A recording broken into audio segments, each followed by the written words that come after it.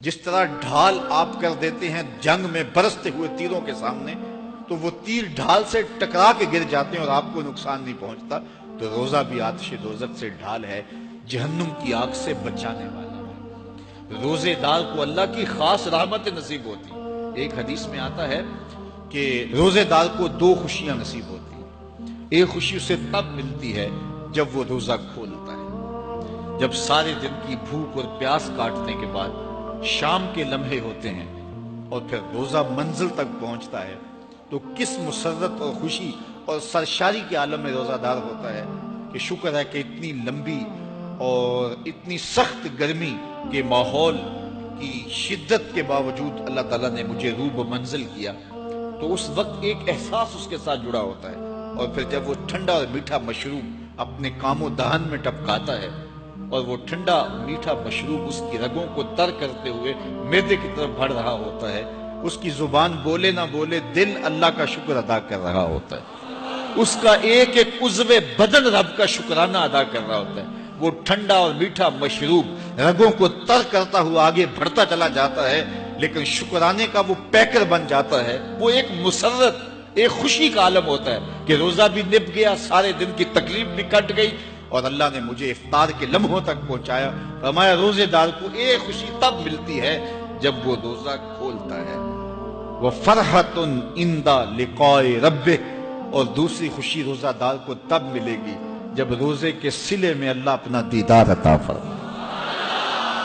بنی آدم کے جتنے بھی عمل ہیں 10 سے لے کر 700 گنا تک اس کا ثواب اولاد آدم کو اس کا دیا جاتا ہے۔ جتنا گڑ ڈالو اتنا ہی میٹھا، تو بعض کو 10 گنا، بعض کو 70 گنا، بعض کو 100 گنا، بعض کو 700 گنا، تو 10 سے لے کر 700 گنا تک بندے کے اعمال کا صلہ دیا جاتا ہے۔ لیکن میرے حضور نے فرمایا لیکن روزہ جو ہے اللہ فرماتا ہے وہ میرے لیے ہے اور اس کا اجر میں خود عطا کروں۔ جب وہ خود عطا کرے گا تو کتنا عطا کرے گا؟ سخی اتنا بڑا ہو تو پھر کیا عطا کرے گا؟ بلکہ بعض نے اس کو عجزی بہی کی بجائے اجزا پڑھا ہے بصیغہ مجہول، کہ روزہ میرے لیے ہے اور اس کی جزا میں خود ہوں۔ باقی اعمال کی جزا جنت ہے، جنت کی نعمتیں ہیں اور بہت کچھ ہے، لیکن روزے کی جزا میں خود ہوں۔ اور جس کو وہ خود مل گیا پھر جنت میں مل گئی، جنت والا جو مل گیا پھر جنت بھی مل گئی، جنت کی نعمتیں بھی مل گئی۔ تو روزہ اللہ کی خوشنودی کا ذریعہ ہے، اس کی رضا کا ذریعہ ہے۔ تو خوش نصیب لوگ روزے کی برکتیں حاصل کرتے ہیں۔